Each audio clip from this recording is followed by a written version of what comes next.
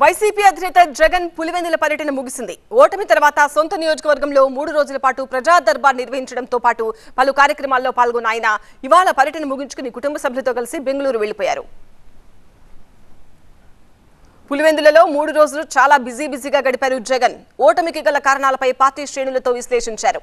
భవిష్యత్ కార్యాచరణపై చర్చించారు. ఇక కర్నూలు, అనంతపురం, చిత్తూరుతో పాటు చుట్టుపక్కల జిల్లాల పార్టీ శ్రేణులను పెద్ద ఎత్తున కలిశారు జగన్. వాళ్ల నుంచి విజ్ఞప్తులను స్వీకరించారు. పార్టీ ఓటమిని తలుచుకుని బాధపడొద్దని, ధైర్యంగా ముందుకెళ్లాలని సూచించారు.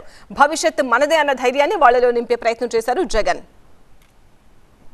పర్యటనలో భాగంగా పులివెందుల కాంట్రాక్టర్లతో జగన్ భేటీ అయ్యారు. అభివృద్ధి పనులు చేసిన కాంట్రాక్టర్లు అధైర్యపడొద్దని, కోర్టుకు వెళ్లైనా బిల్లులు తెచ్చుకుందామని వారితో అన్నారు. నీరు చెట్టు కింద పనిచేసిన టీడీపీ నాయకులకు 250 కోట్ల మేర బిల్లులను వైసీపీ ప్రభుత్వ హయాంలో చెల్లించినట్టు జగన్ గుర్తు చేశారు.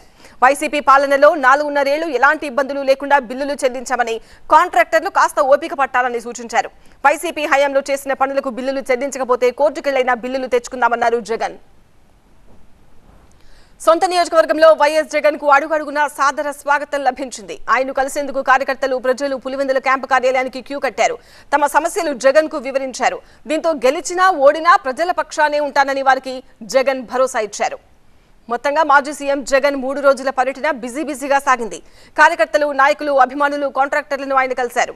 ప్రజా సమస్యలు తెలుసుకోవడంతో పాటు ఓటమిపై విశ్లేషణ, భవిష్యత్ కార్యాచరణపై చర్చించారు. ఇవాళ పర్యటన ముగించుకుని బెంగళూరు వెళ్లిపోయారు. Simpan,